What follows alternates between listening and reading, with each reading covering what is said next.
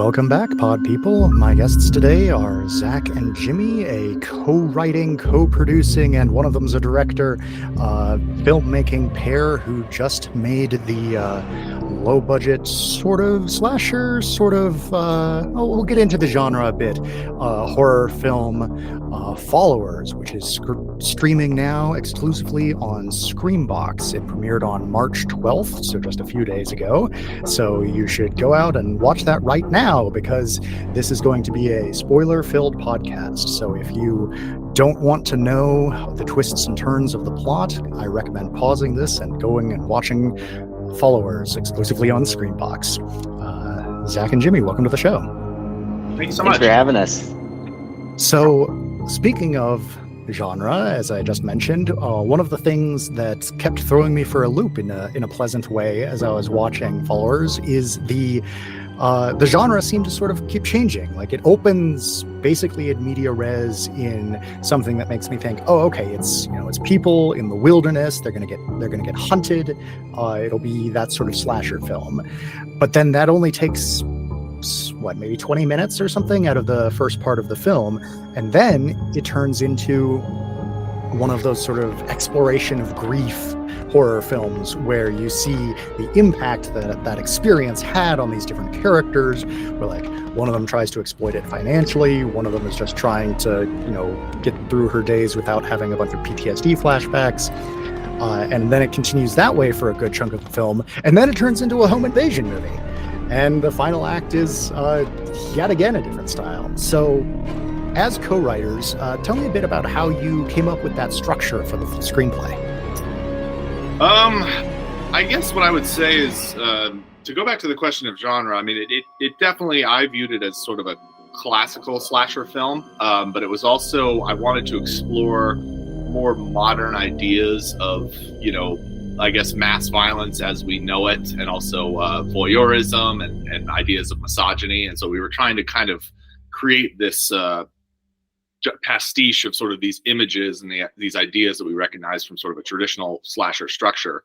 In terms of the actual breakup, so the film was shot in two separate parts. The first part was able to impress our lead investor, who gave us the money for the sequence at the house, which I was actually very happy with the way that we were able to all kind of tie it together, because the course of filming everything was a very long journey from kind of this, very small independent film shot in the woods to this kind of gigantic thing that it became over the course of years. And so sorry, did you say that the final part in the house was shot first?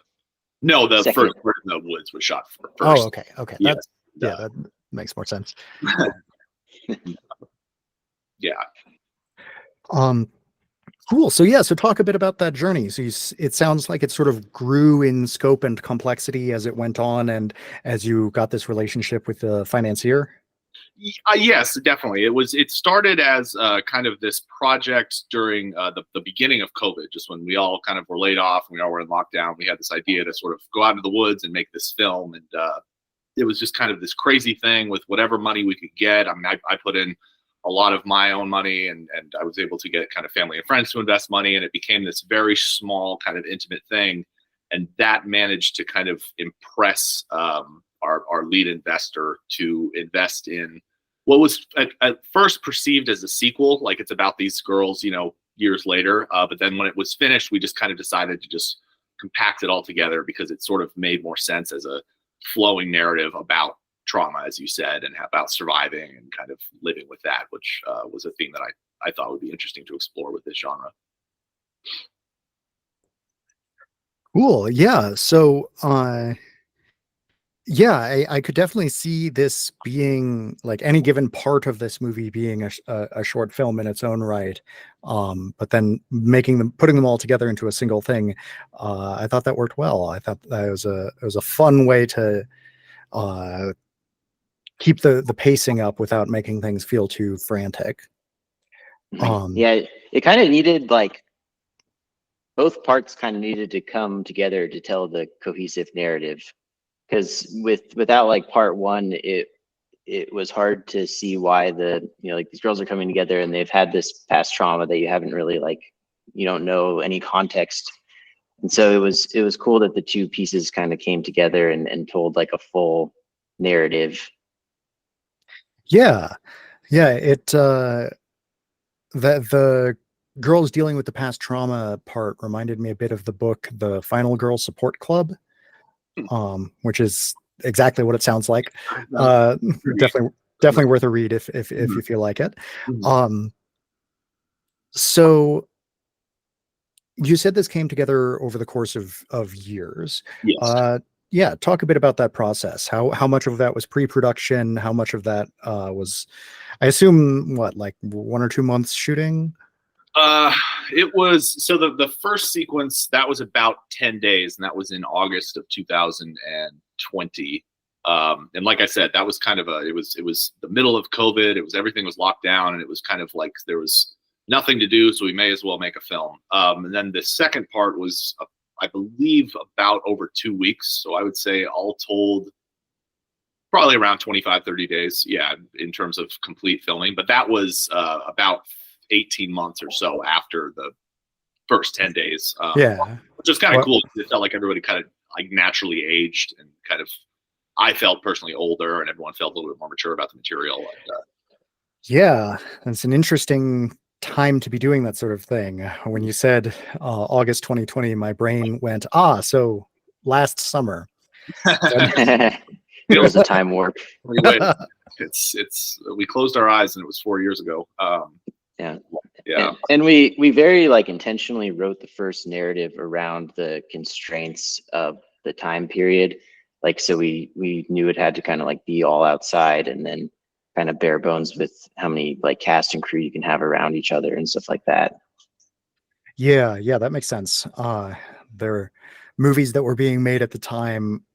All of them either seemed to be like that, a small cast and crew filming outdoors, or like a gimmick film shot over a video conference sort of thing. Yeah.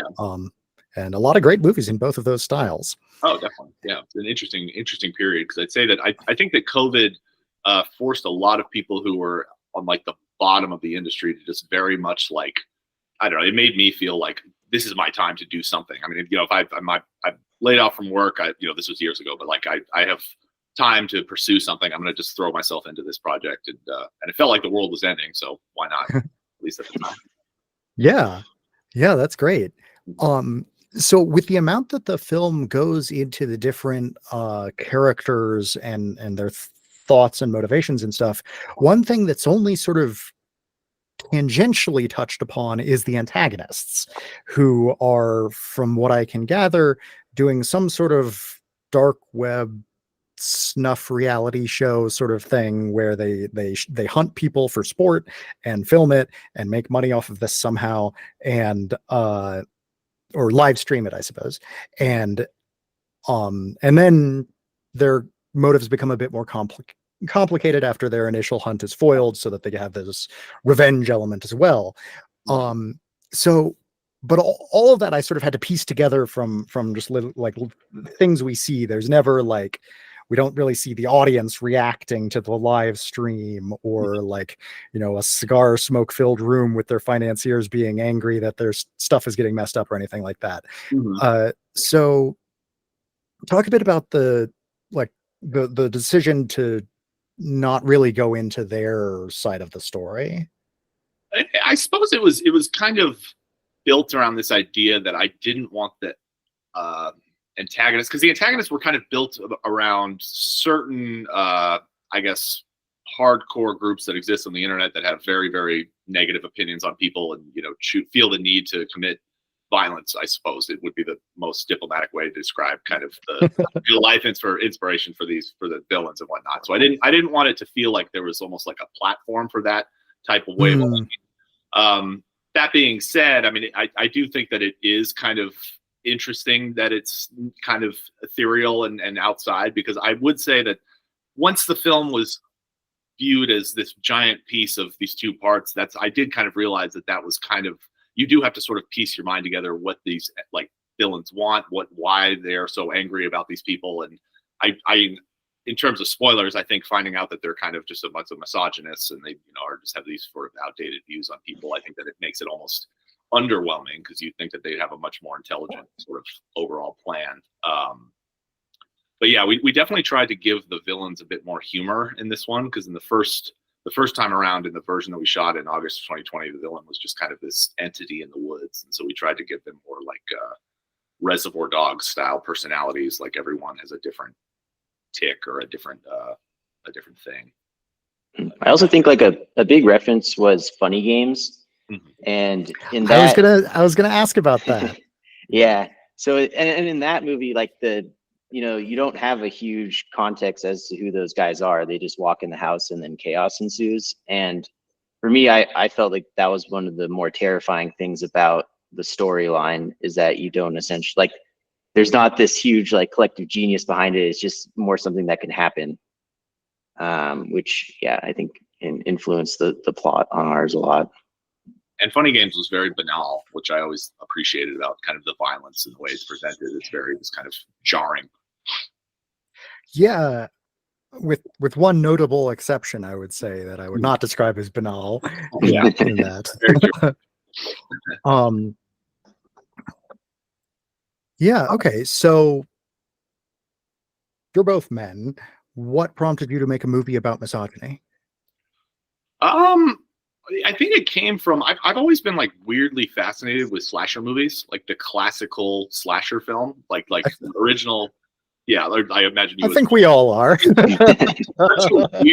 It's just such an interesting genre. The fact that it became successful based on very clear ideas and very clear story beats, but it also has been since the 1970s and 1980s accused of misogyny, which I always thought was kind of interesting, because I don't think that could be said for some elements of the genre, but then obviously there are other slasher films that came out that were sort of exploiting that idea. But I just thought it would be interesting to like make a villain that was like the face of that, especially because it's kind of become this thing that's a subculture that's appears to have become more and more popular online. These ideas of misogyny and Reddit and 4chan and everything. And I just thought it would be kind of interesting to have a villain that literally was the face of that. So it's almost like to accuse it of misogyny would be to accuse it of existence almost. And that at least was my idea in terms of the foundations of the villains. Yeah, I mean, well, I think that the villains are very clearly misogynists. I also think it would be particularly silly to accuse this movie of it. I was going to say silly to accuse it, but I mean, there are lots of movies that I think it would be silly to accuse of misogyny, but people do anyway. Yeah. Like the original Halloween, etc. Yeah, that's the exact perfect example. Because I don't personally think that film itself is misogynistic. I mean, I think that the character is a murderous, crazy person who kills all sorts of people, and so just one group is interesting. But yeah, thinking about really old slasher films, the other one that makes a similar sort of commentary on gender like that comes to mind for me is Peeping Tom. Oh yes, classic. Yeah. For anyone who hasn't seen Peeping Tom, I mean, first of all, go watch Peeping Tom. It's fantastic. It's arguably the first slasher movie, although really like Cat People and the Leopard Man are those are also slashers. Yeah. But Peeping Tom is specifically about a man who is a photographer who takes photos of women and murders women with his camera that has like a knife attached to the tripod. And so it's very much about that sort of male gaze and the manner in which it exploits the female body. And this film was shot in a much more traditional manner, whereas like Peeping Tom, you frequently see things from the point of view of the character's handheld camera. Whereas in this, I don't remember a single part where we see things from the point of view of the live stream. I don't think so either. I think I tried to establish like I always tried to show a character holding a phone rather than showing the phone of itself, just as like keeping it grounded in reality type decision, I suppose. But I see what you're saying about that. Interesting. Yeah. Yeah. I mean, the thing that it had me thinking is like, we're very much seeing this from the point of view of the women, the main characters, not from the point of view of the people who are trying to kill them. Yeah. Well, on that note, Zac plays one of the villains, and he found out something interesting while we were filming. He found out that his character actually has the most lines of all of the characters as one of the lead villains. When I was negotiating my salary. The most lines of any of the characters or of any of the villains? Isn't it any of the characters, Zac? Yeah, it was essentially, well, for the followers part, so the part like in the house when the character is introduced. Yeah. Okay. Wow. But man, sorry, go ahead. That's so surprising. I would have definitely thought it would have been like one of the female leads. Yeah. And back to your other point too, because it was something we thought a lot about when we were like approaching this genre.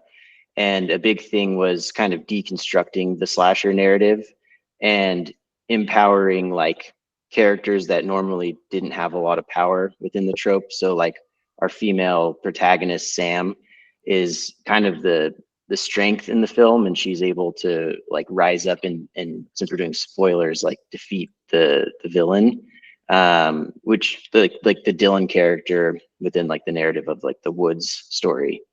And so like we didn't want to give a ton of like glory to the male attacker. It was more a character that kind of ends up like being a little bit wimpy and defeated by her. Yeah, that's interesting because that it's interesting describing it as a deconstruction there, because I agree that like it starts out as a straight slasher and then sort of deconstructs it by ending like a third of the way in the slasher part ends a third of the way into the movie. But then it sort of reconstructs it at the end with the home invasion part. And it reminded me of some other, the name's escaping me at the moment. It'll come to me. But the ending was much more of a downer than I expected. I was all ready for this to be like our main characters win and they kill these assholes, and instead, like, I think one of the villains survives and one of the heroes survives, and that's it. Everybody else dies, unless someone pays for a sequel. Yeah, we definitely, that was before we had a screening for the film about a year ago, and I remember right before, it was the first time we'd ever showed anyone kind of anything, and right before, me and Zac kept going back and forth, like, are we sure that the ending is like are we sure that that's what we want to do? And it kind of turned into this thing where when we were filming, we had an idea where Sam would clearly survive. She would like run away and it would show her clearly surviving. But then once we showed up the day of, it wouldn't have been framed properly. It kind of would have felt a little bit off. And so my interpretation is I've always wanted it to feel like a cliffhanger, like maybe the girls survive. I mean, obviously they're presented as dead, but then Sam's kind of blinking when we see a close up of her. So it's in my head, I would hope that it would be more ambiguous. If it's not ambiguous, then, it's a rough life sometimes, I guess. Well, she's full on like breathing, trying to catch her breath. Her to give some life, because I wanted the audience to kind of just be, not fully convinced, I guess, that they're dead, or at least that she's dead. Okay.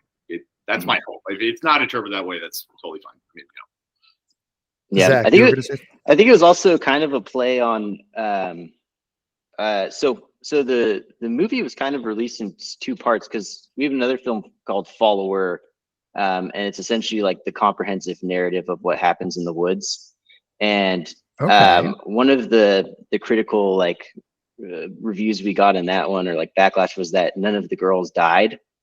And so for me, when we were doing it, it was kind of like a play on that, like, oh, this is what you want, like, night, here it is. Like they kind of an in your face, like they all brutally appear to die in the end, just to have a totally like polarity. So is Follower already been made, and has that been already released? Is that available anywhere?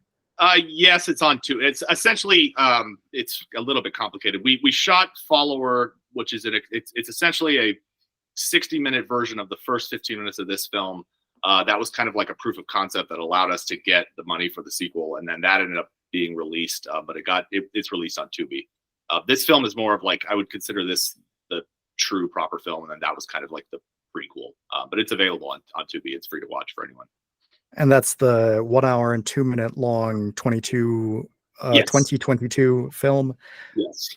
Okay, because there's a lot of follower. There's a lot of movies with follower in them. Yeah. There's many. Yeah. Okay. So speaking of Tubi and distribution in general, Followers is a ScreamBox exclusive. So tell us a bit about that. How did that come about? So we premiered the film at the Chattanooga Film Festival, which is a really awesome horror festival. And from there, we got in contact with Cineverse, who's the parent company of ScreamBox.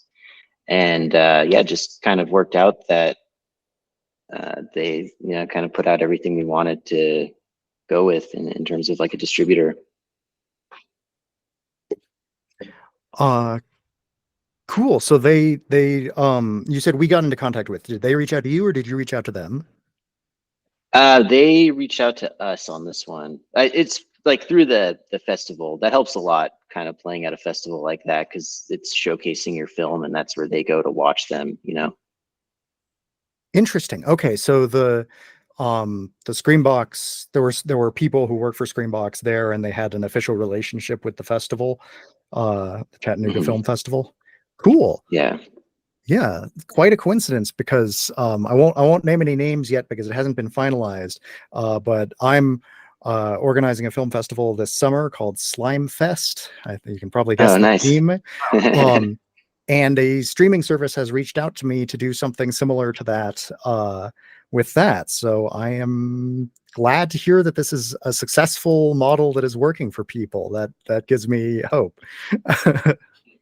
Right on. Yeah, no, I think it's a great way to, especially at these like genre kind of specific festivals, like showcase your film to the different acquisitions people, and then they get to see kind of like in real time the audience's reaction before the film's like official release. So it's kind of a win-win for everyone. Yeah. So would you describe this as a low budget film or a micro budget film? Generally, the people that I talk with, everybody has their own definition, but typically people mean something like $100,000 or less is micro budget, up to maybe $1 million is low budget.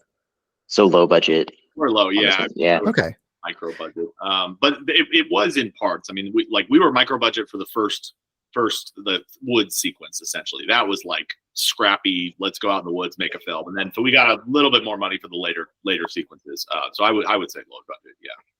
Okay. Cool. So tell me a bit about your deal with ScreamBox.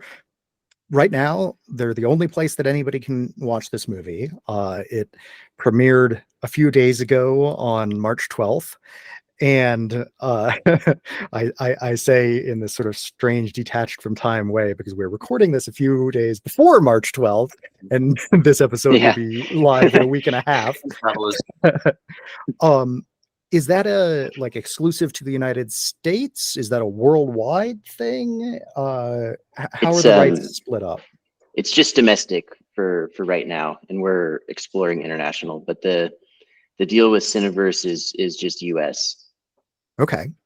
All right. So does that mean that only American listeners can go and watch this now? And like, if somebody's in France and listening to this, they can't legally stream it? It's also available. It's TVOD, so transactional video on demand, on iTunes and Amazon as well, and I think a lot of other. Okay. What I noticed is releasing our last film is that there were people. They tell us it's North America, but there were people who were able to view it in other territories. I don't know how or where they saw it on. I would assume that it would only be like available in these territories, but maybe people can find it. Yeah, it's like only officially available in the US. Okay, so I'm curious about that thing you just mentioned about the there being viewers in other countries where you wouldn't expect it to be distributed. How did you know that those viewers watched it? Oh, well, with follower one, just looking on Letterboxd and IMDb, just different how people review things or where people come from, and yeah, I remember after Follower came out, there was a review from England, and I wondered how they had watched it or whether they had seen it, but they liked the film, so I was happy about the review. We also got an extensive review from Indonesia. Wasn't it Indonesia? Oh, that's cool. Yeah, it had like a million views. Yeah, wow. A surge of Indonesian viewers on the film. It was very interesting. That's it might be really big in Indonesia. Yeah. I'm not gonna say this is definitely what happened, but I'm gonna guess that those people used VPNs to watch it. Yeah, I was gonna say VPNs. We had to guess, yes. Yeah.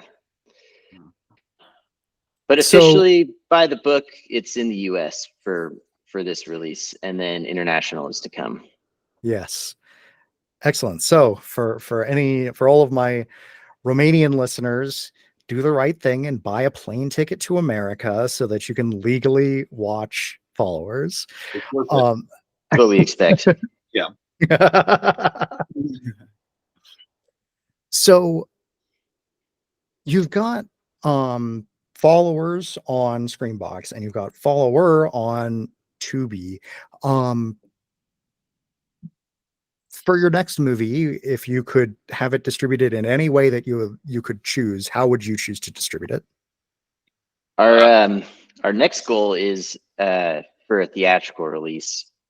Is kind of the next stage. Our ultimate dream. Mm-hmm. For Followers or for your next film or some the next future film. Mm-hmm. Okay. Yeah. Are you interested in a theatrical release because of just, the magic of the Cineplex and the desire to see it on a big screen? So you'd be happy with it showing in a dozen theaters, or do you want like a wide release because that's where the big bucks are? Well, we did we had a premiere for Followers that played in a legit theater, and oh, nice. It was just a super surreal experience getting to watch an audience watch your film. With like digital, it's a very like detached experience when it's released because you're not getting to see the people watch it in real time, and what was really cool with Followers in the theater was it was like this communal experience. Like people were screaming at certain times and angry at the killer at certain times and yelling, and so that was really wonderful. Cool to very angry audience. See. Yeah. They were very yeah. I would say that my goal is to get into a theater. That would be my goal for the next project. So what was the theater premiere? The one at the Chattanooga Film Festival, or are you talking about a separate premiere from that? No, this was just like we did. We like rented a theater and had a kind of like friends and family screening when the movie was complete. Okay, yeah, you four-walled the place. Yeah. And Chattanooga had actually played virtually, which was really cool because a lot of people across the country were able to see it, and so it was cool to get reactions just from all over the place. Mm-hmm. Oh, yeah, Chattanooga. They had a really cool layout for how they did the virtual premiere. They had like a Discord server for it, so you can kind of interact with the audience in real time as they were watching it, and they made like a Discord for each of the films. So when people were watching Followers, they could go to like our follower Discord and talk to us. The biggest question was, this is a spoiler, but the biggest question was if the dummy that fell on the ladder was a real person or not. It was not. We did not throw a production assistant off of a house. It was half me though. I did split my lip open on that ladder. It was Zach, but with a wide shot, it was a dummy. I was the stunt double unofficially. All right. So you said you filmed the first portion of it in 2020, and then the rest of it over the 18 months following that, you said? Yes, it was March of 2022, I believe, was when we shot. That's when everything came together and we were able to get everyone together for the house sequences, basically. Okay. And then the Chattanooga Film Festival was sometime in 2023? Yes, it was. I believe that was a year afterwards. So it was. I think it was May 2023. So the edit was finally completed. Got to be February 2023, I believe, around then. Because because we had the screening itself was January 2023, and that was still kind of a rough cut. So I'd say that the locked cut was a couple months after that. All right. So you spent like almost a year trying to get it into different festivals, or like talk a bit about your strategy with the festivals, because clearly it eventually worked out for you in like a really positive way. And I've heard a lot of different stories about like people being really successful or really unsuccessful with their festival runs. I'm curious what you guys did. I think the biggest risk with it is like time, because it's a really big time gap from when you submit to the festivals and then to when you like actually get in. And we were delaying like going out to distributors until we heard back from festivals. Because if it's this like weird dance, because if you're making like a low budget film that doesn't have any cast that can really sell, then you kind of need a festival pedigree to get to the next range of distribution that's not aggregators specifically. So that was like the real strategy with this film, was like we wanted to get into some sort of prominent film festival to help us at least get into a conversation with a higher range distributor. Okay, so, and by an aggregator you mean something like Film Hub? Or... Yeah, like essentially like the different tiers of the distribution world, or aggregators kind of were the companies that just take on like 100 titles and then we'll put them on Amazon and iTunes and so on, and then not really invest any effort into the marketing of the film. Right. And so that was really what we wanted to get to the next tier, where we would actually have like a partnership with the distribution company. Okay. And so then Cineverse is not the distribution company. Cineverse is someone who purchased rights from the distribution company. Is that right? No, Cineverse is the distributor for Followers. Oh, okay. They are. All right. Okay. Okay. So was Follower, was that distributed by an aggregator? Were they? I don't believe that they would identify as an aggregator. They were a lower tier distributor, I believe. Okay. Yeah. All right. Lower tier meaning like less reach. They don't have their own streaming service, stuff like that, or? Yeah, and that's not to denigrate them at all. I mean, they did an excellent job, and they did everything that they were contractually obligated to do. We're very excited to be screening Followers with Cineverse. However. Yeah. So, okay. So the Cineverse contract is just for the United States. How long is it for? Are we talking 6 months, 10 years? I believe it is a 6-year term. 6 years. Okay. So, so a hefty chunk of the expected lifespan, but not like in perpetuity or whatever. Okay, cool. And if you would, what fraction roughly of the production cost is recouped? Like how much are you getting like a big chunk up front and then they just own the rights, or are you getting some sort of like every time that somebody watches it you get 5 cents? Or I think expectation wise, if there are filmmakers that watch this, for the most part, unless you're like winning Sundance or have Brad Pitt in your movie, you're not going to get a big upfront payday from distribution companies, because it's the risk on their end is so high, and like stuff like names, and that's why like actors get paid so much, because it lets them hedge their bets. Like they have domestic value to their names, and there's actually like metrics that they can go and look and like, oh, and like an Austin Butler movie makes this much if it's released in Canada or something. And so without any of those facets, the distribution company doesn't really have anything to go off. So 99% of the time, you're not going to get an upfront payday. It's more just aligning yourself with like a distributor who's really going to like put their muscle behind the film, and also be very like transparent with like, they're making payments to you and so on. So okay, so then you're probably expecting to start getting paid in about 6 months or something like that.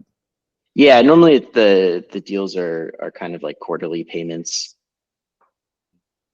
Okay, so 3 months. Yeah. Something like that. Awesome. So, talking about the practicalities, the physical task of filmmaking, when you filmed Follower, you filmed Follower first and then Followers, or the other way around? Follower first, and then Okay. All right. So when you filmed Follower, all out in the woods, all just a few people, small crew, I assume. And then when you film Followers, you have multiple locations. The budget changes halfway through filming. You have a larger cast, and I'm going to guess a larger crew. Talk about like sort of how did those things change, and what exactly, like, besides the increasing budget, what exactly motivated those changes? I mean, a lot of it was necessity. Like you said, sort of the Follower 1 filming experience was for the most part 6 people. It was the 3 girls. It was me. It was our director of photography, Walker Edelman, who was also the DP on Followers. And then it was our sound recordist, Sean Regan. That was the majority of us for 10 days. And then the guy who played Dylan, the villain, he showed up at the end. And that was just like the smallest amount of like let's go to the woods and make a movie. Just the smallest amount of people and money I could spend on this production. And then having access to more money in the sequel. One of the things that I really wanted to do was kind of maintain a sense of like cohesion artistically. Like I wanted it to still feel like the same story and same experience. There's a difference. I'd say the biggest difference between the first sequence and the later sequence is the first sequence is set during the summer, while the later sequence is set during the winter. So there's a lot more bundled up characters. But there was a bit of a growth, but at the same time, we were all friends. I mean, I'd kept in contact with the 6 people that I'd shot the first film with, and so they were all there, and we had all formed a bit of a fraternity together, and the new people that showed up, everybody knew each other, and so it did kind of it was fun because a lot of us were also staying in the big house, so it was just kind of this big filming experience where everybody is involved and they're staying there, and it was like I guess the first experience was like a camping trip, and this was like a slumber party. Slumber party, yeah, right. A very weird slumber party. Very weird. Blood and masks and things, but yeah.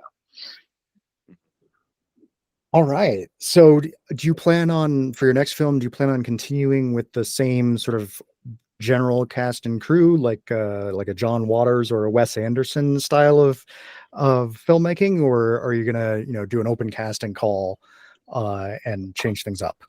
I will. I don't know if I can answer that conclusively at this moment. I mean, there are fair enough.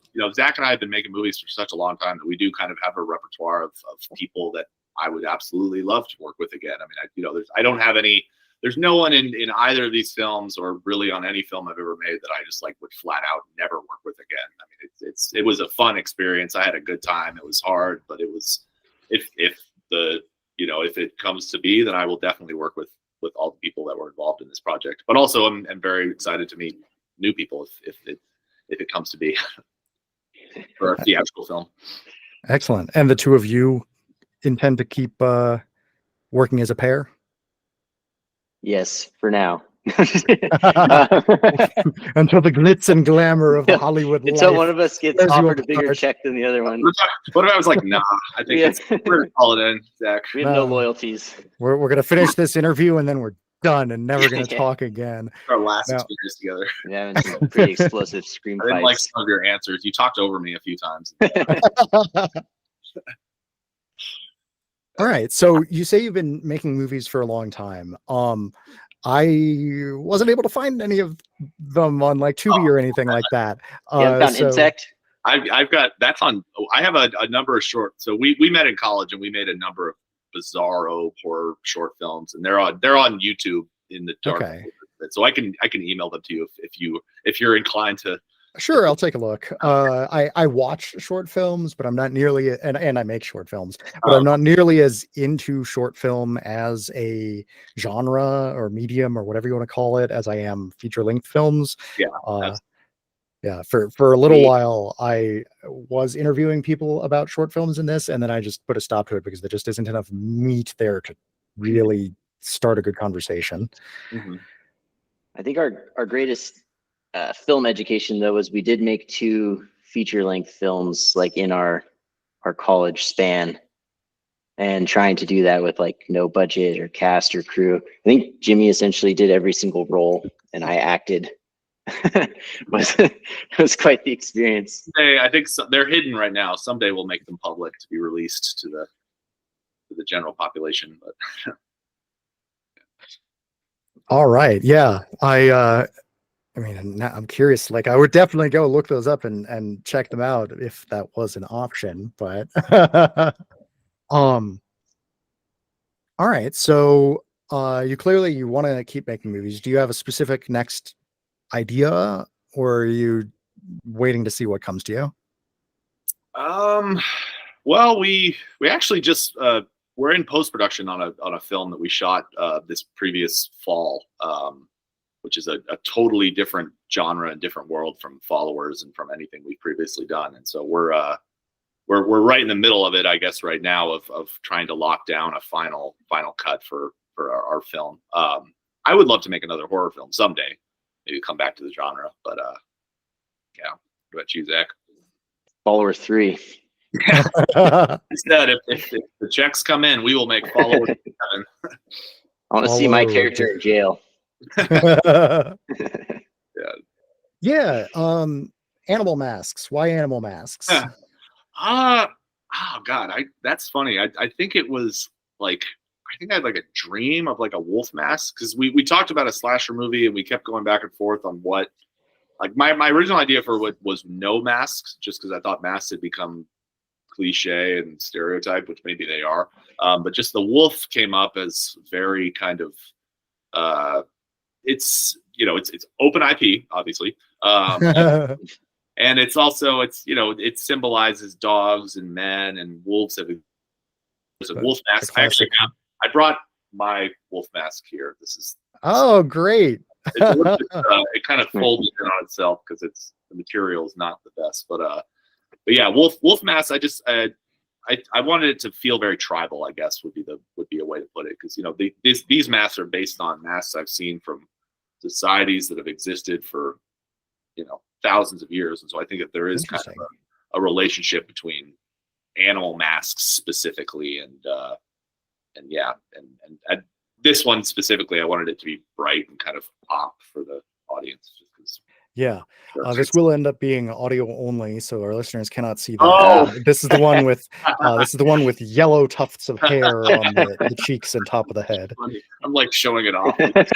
I'm like, I'm enjoying verbally looking describe it. It's gray, bright yellow hair. Yeah.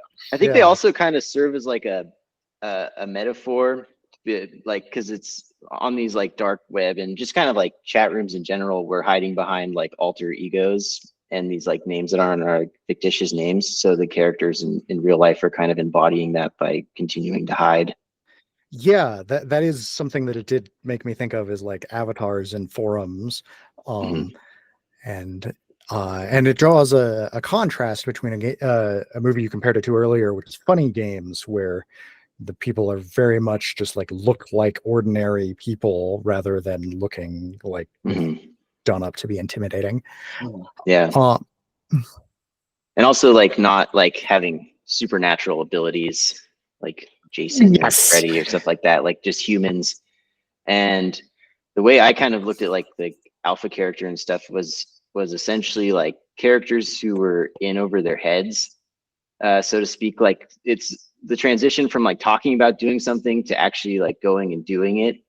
Because if like when you're watching it, they come off kind of scattered and not like an efficient like killing unit. Like they're not like Navy SEALs or anything. They're just a bunch of like dark web chat room dudes who are trying to enact this thing. That was the thing I was trying to really embody, and not making them like technically proficient and stuff.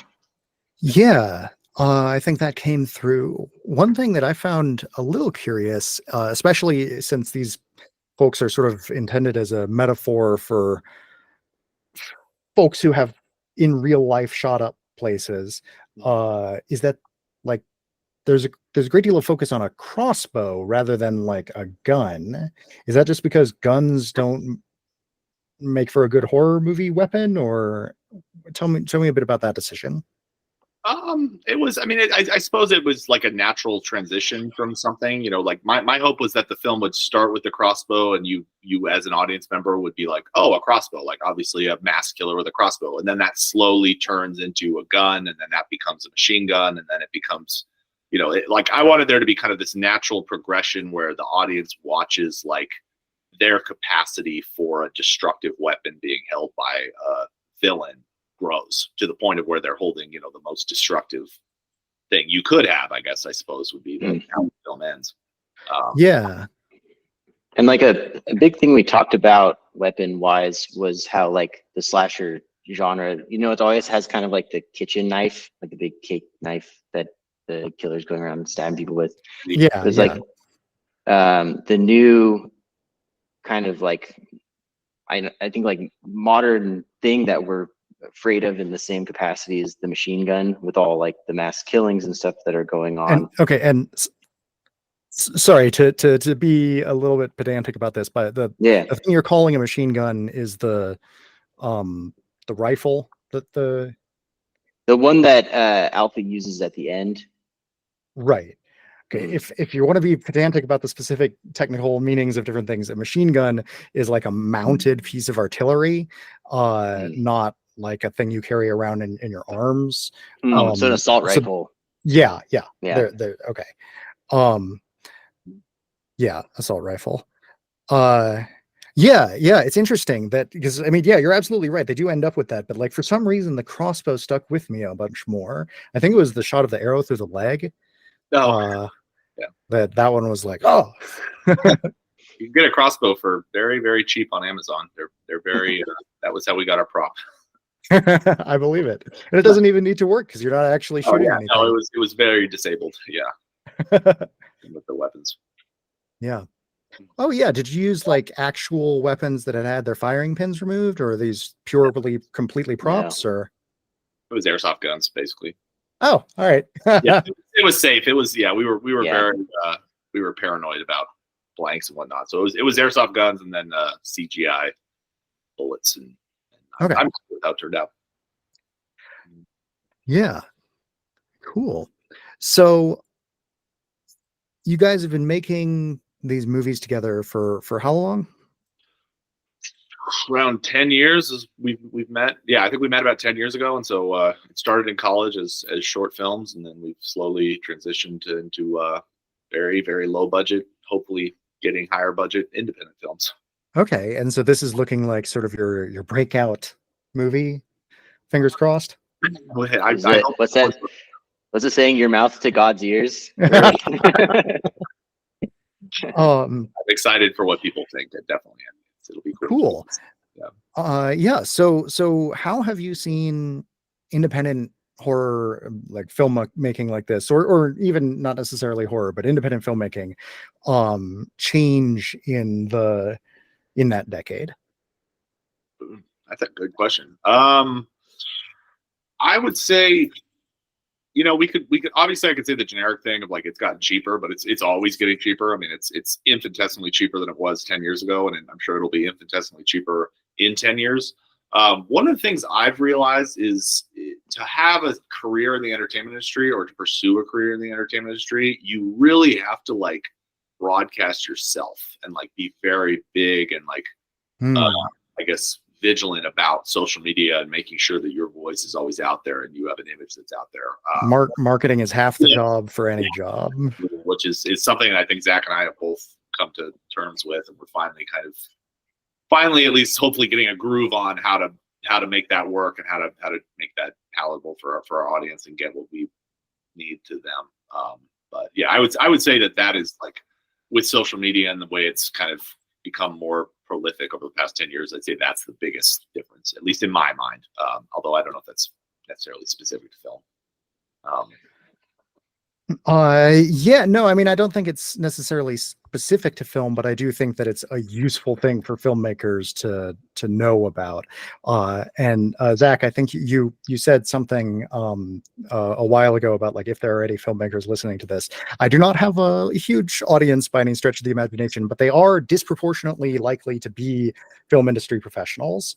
Cool. I think that's cool. I'd rather make a niche product that a few people like than broad appeal. That's rad.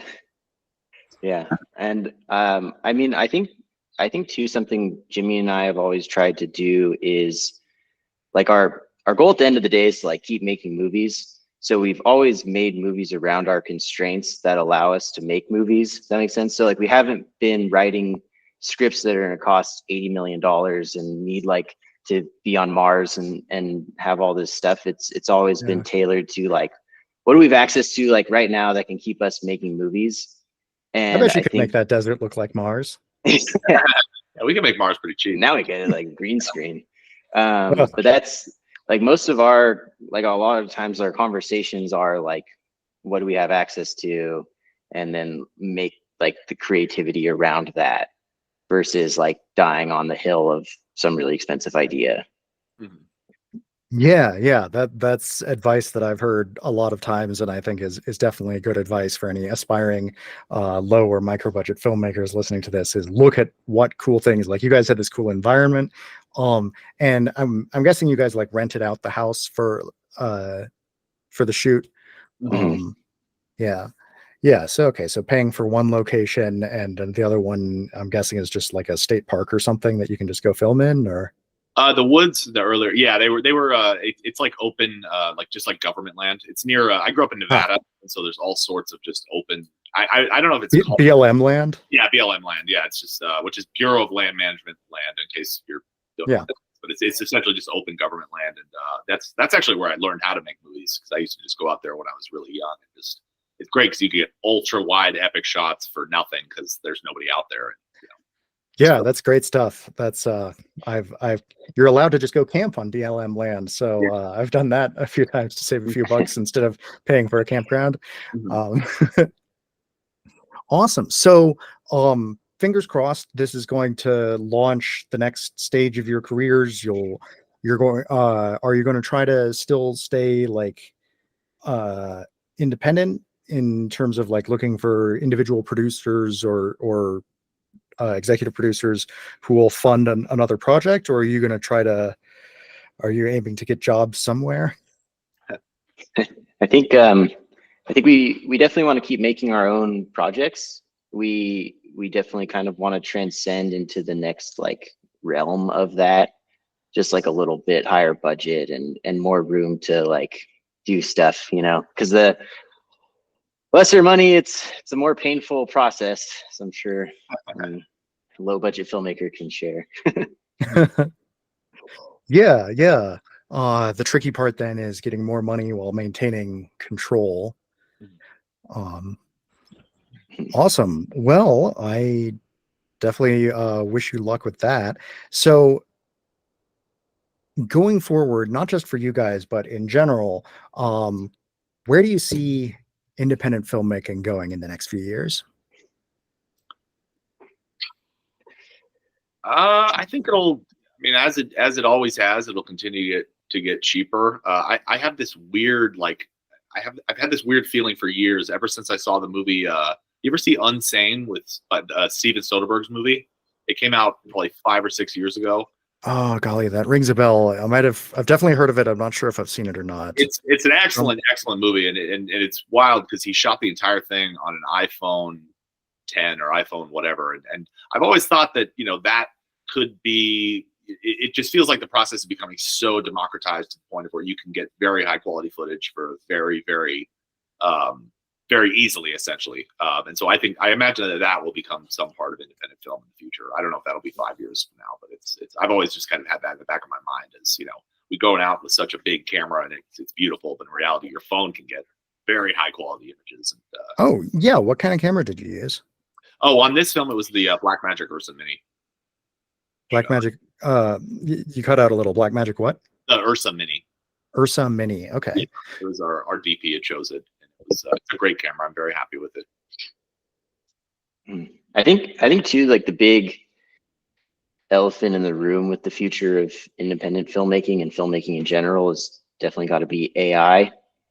Ooh, you're the first person to really bring that up. I mean, you can't ignore it. I feel like no one wants to address it. The filmmaking community can cancel me, but like it's there. If you see these like SOAR videos that are coming out and stuff like that, it's something that's going to be prevalent, especially like not even 10 years, 5 years, 2 years, 1 year.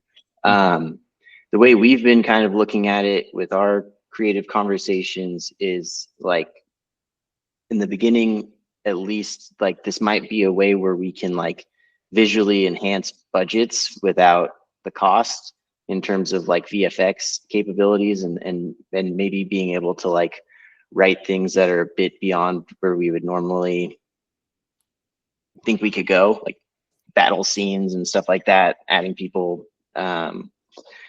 backgrounds. So yeah, I mean, I think it's something that any filmmaker at this stage needs to be looking at and thinking about and not just like ignoring. Interesting. Cool. Yeah. That's not a perspective that I've heard people say out loud much, but I think it is probably a perspective a lot of people are thinking about. Yeah, that's I haven't seen anyone do anything narratively interesting with AI yet, but that's because the capabilities of doing so only started existing like a week and a half ago. Yeah. And by the time this comes out in another week and a half, who the hell knows what it's going to be able to do? So that will make follower 3. Yeah, like every night I'm like sending Jimmy like Instagram videos that I see of like what SOAR has created. And it's just watching this thing grow is pretty nuts. Yep. Yeah, no, I'm just sure like when they're making silent films, people were talking like, oh, someone's working on sound. And then same thing with color.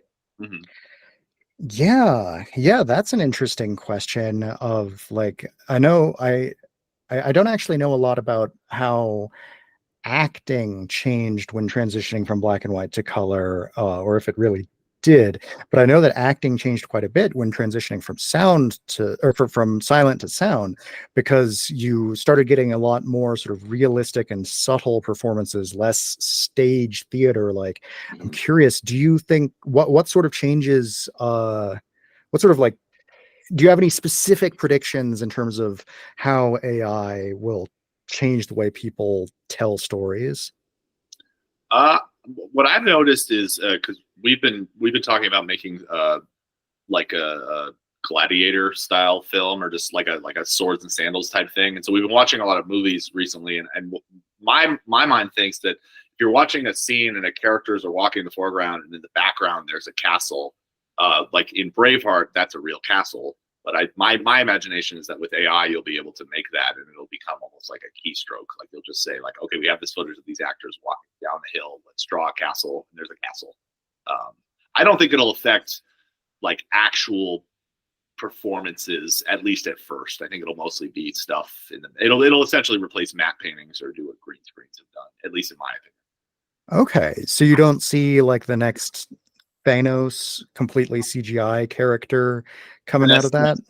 Oh, I mean that's definitely a possibility. I was just thinking about like fully recreating a human being, but I mean, who knows? And the next Thanos could be AI. I guess I hadn't thought of that. My stance is like everything's on the table in terms of like what it's gonna produce in terms of film. And yeah, again, like just for us, what I try to look at is, anything we could do with it to keep our careers alive, so to speak. Like if it can help us like grow as filmmakers until it replaces us entirely. Yeah, there's an interesting thing that since we're delving into hot topics, there's one that I haven't really explicitly brought up, but I think about a lot, which is the sort of competing forces, competing needs of, on the one hand, people who make movies professionally as their sole source of income needing to make enough money that they can do that, versus on the other hand, the ease and cheapness of creating these micro budget films, where I interview people who do this full time, and I also interview people who do this as like a side hustle, and I also interview people who do this as a hobby. And so it's really curious to me. You said like until they come and take your job. They could take your job in the sense of like you might not be able to make a living doing this, but they can't take your job in the sense of like somehow forcing you to not make movies anymore. Mm-hmm. So it's a weird, it's a weird philosophical question. I mean, I see what you're saying. As an artist, it's hard to wrap your mind around it, because these skills that were valuable for hundreds of years are kind of no longer valuable, I guess would be the way to put it. It's just like, if a machine can do it, then then the human's not needed to do it. My theory on it has always been like, I don't think a computer can be inherently controversial. Like, I've always thought that an inherent sense of controversy, which a lot of like popular art has had before it becomes popular art, is it's controversial. And I've always thought that is the human element, if that makes sense. But that's a wide philosophical art. I recommend you look up the chat bot called Tay, Tay, that was created by Microsoft like 5 or 10 years ago or something, because it learned how to talk from Twitter, and it like turned into a Nazi like right away.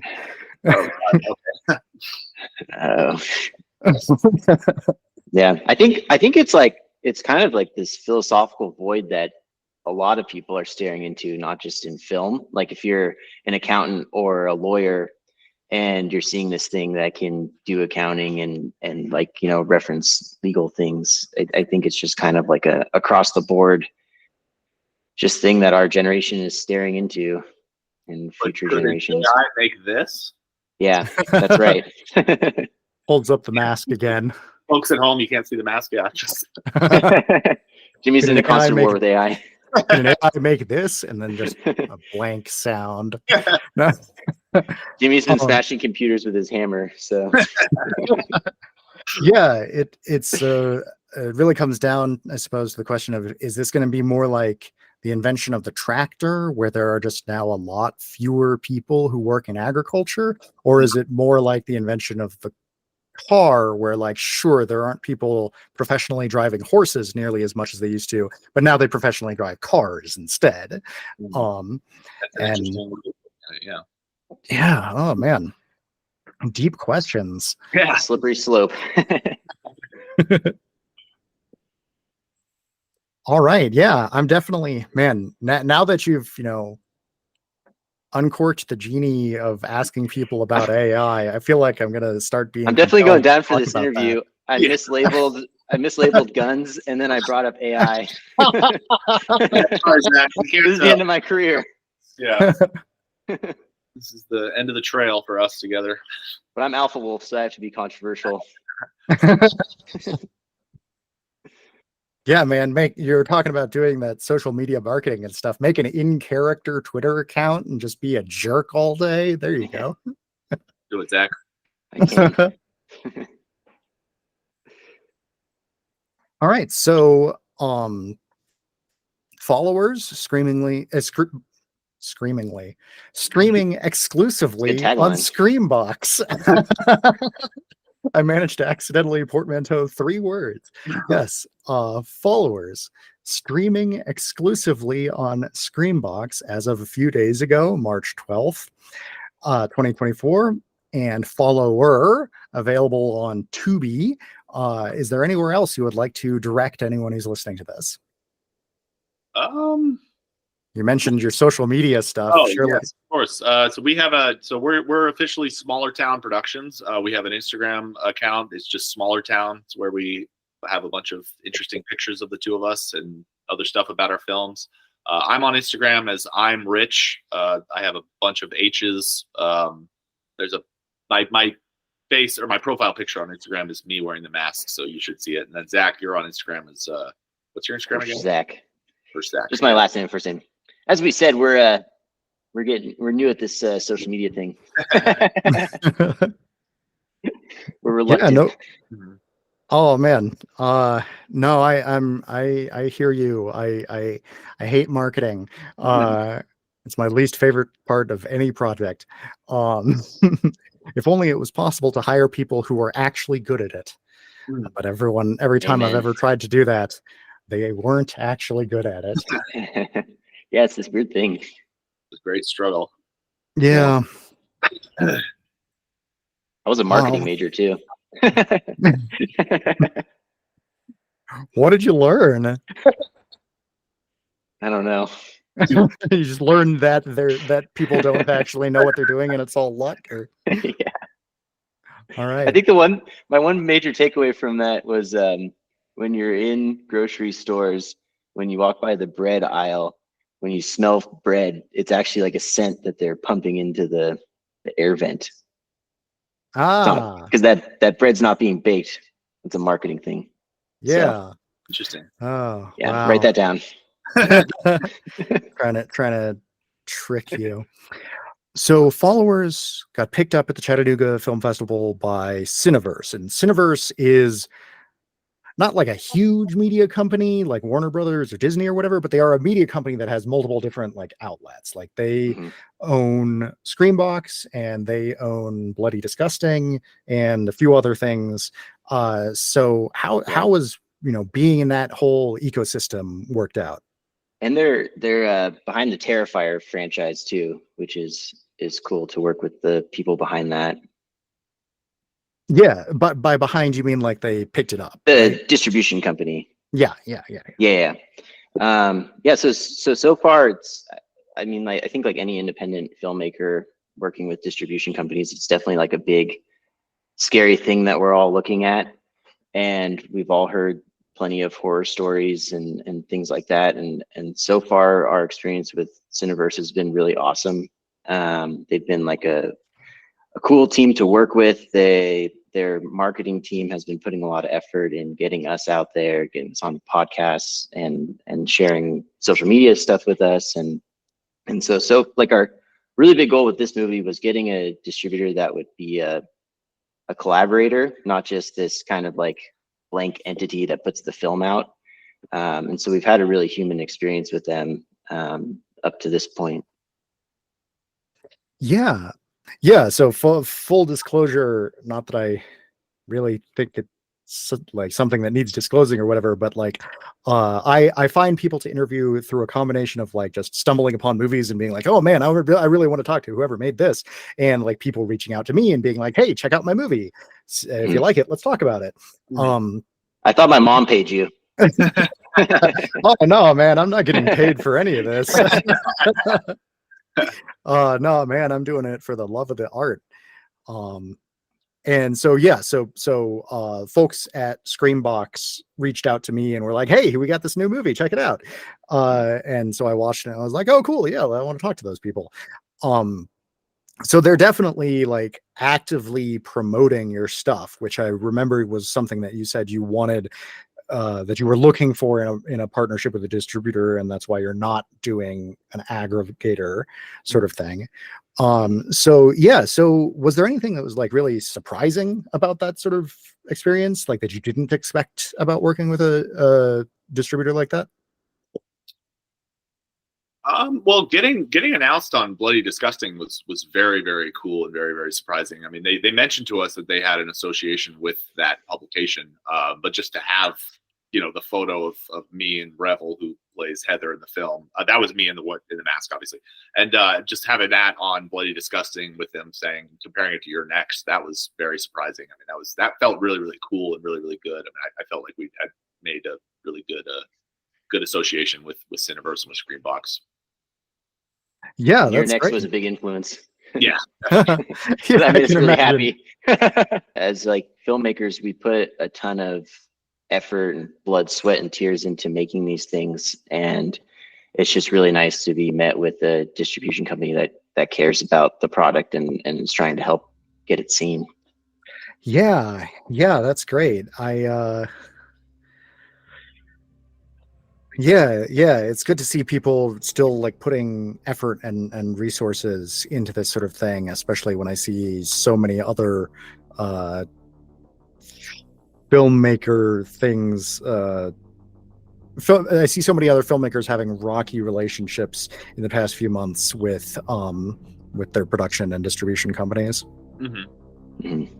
Yeah, I think in the independent world, that's definitely like the number one horror story you kind of hear post-release is people dealing with distributors. Yeah. That's why I think so many of the people that I've talked to have gone with an aggregator like Film Hub, which I had never heard of before I started interviewing people, and I have never worked with, so I can't vouch for them personally. But like so many of the people that I've interviewed have done that, and then of course had to do all of their own marketing, which is a huge amount of work, and you are very much not guaranteed to be able to get on to Bloody Disgusting. So yeah. That's great. I'm really happy that they're actually putting a push behind you guys and really trying to get the word out. That's awesome. Exciting. Yeah, we're very happy about it. All right. Well, thank you so much for coming on and talking with me. And I wish you luck. I can't wait to see that in 6 months you guys have got the budget for your next movie. Thank you so much. Yeah, thank you for having me. It's been awesome.